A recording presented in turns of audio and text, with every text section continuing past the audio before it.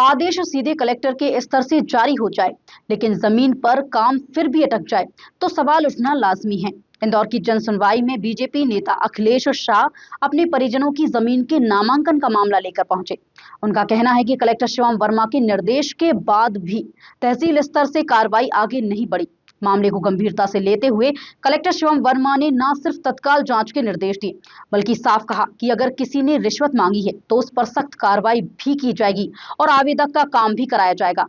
Indore collector Shivam Verma लगातार जनसुनवाई में आने वाली शिकायतों पर त्वरित कार्रवाई के निर्देश दे रही हैं। मंगलवार को जनसुनवाई में बीजेपी नेता अखिलेश शाह अपनी जमीन नामांकन से जुड़ी समस्या लेकर पहुंचे।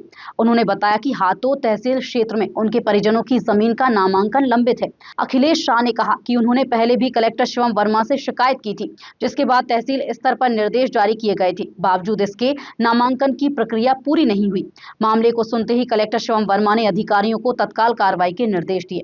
साथ ही उन्होंने साफ कहा कि यदि किसी अधिकारी या कर्मचारी द्वारा रिश्वत मांगी गई है तो उसके खिलाफ सख्त कार्रवाई की जाएगी और आवेदक का काम प्राथमिकता से कराया जाएगा। ये एक नामांतरण संबंधित शिकायत है। मेरे परिवार के कुछ लोगों ने प्लॉट लिए थे, उसके नामांतरण हेतु, वो कृषि भूमि है, उसके नामांतरण हेतु आया था। लेकिन पिछली बार जब कलेक्टर साहब के यहाँ से आदेश हो गया तो उन्होंने यहाँ से तहसीलदार साहब के नाम पे आदेश भी कर दिया था कि नियमानुसार इसको नामांतरण किया जाए। पूर्व में नामांतरण ऑलरेडी किए हुए हैं, लेकिन वहाँ पर जो उपस्थित तहसीलदार साहब और वहाँ के जो अधिकारी हैं, बाबू हैं, वो इस तरीके से हावी हैं कि वो इस आदेश को मानने से भी मना कर रहे हैं और वो बोल रहे हैं कि जमीन जो है सरकारी है, जबकि माननीय कलेक्टर साहब के माध्यम से एसडीएम साहब ने भी उस अपील के अंदर पूरी तरह से उस पूर्ण जांच कर ली। कहीं भी वो सरकारी जमीन आज की तारीख में नहीं है, उसके सारे दस्तावेज भी उसके साथ संलग्न हैं, लेकिन पैसों की डिमांड के कारण या पैसों के निजी लाभ के कारण वहाँ पर किसी भी तरह का कार्य ईमानदारी से करना या करवा पाना असंभव लग रहा है। कितने पैसे की डिमांड कर रहे हैं? इसके पूर्व जो है मैंने वहाँ पे 2 लाख रुपए भेजे थे। 2 लाख रुपए में से 50,000 रुपए वहाँ पे जो अखिलेश करके हैं उनके पास गए, फिर भी उन्होंने इस नामांकन को निरस्त किया। लगातार उनकी डिमांड बढ़ती चली गई। मैंने उसके बाद पैसे देने से मना कर दिया कि मैं किसी भी तरह से पैसे नहीं दूंगा, क्योंकि इसके अंदर मैंने जिस परिवार को दिलाया है वो पूर्णतः सत्य है और सारी सही जमीन होने के बावजूद भी, सारे दस्तावेज सही होने के बावजूद भी इस तरह का कार्य वहाँ हो रहा है। मैं उसमें कहीं भी आपका सहयोग नहीं करूंगा। अब जब मैं उनके पास खुद गया तो अब वो बता रहे हैं कि जमीन वापस सरकारी है, जबकि माननीय कलेक्टर साहब का उसके अंदर ऑलरेडी टिप्पणी की हुई है।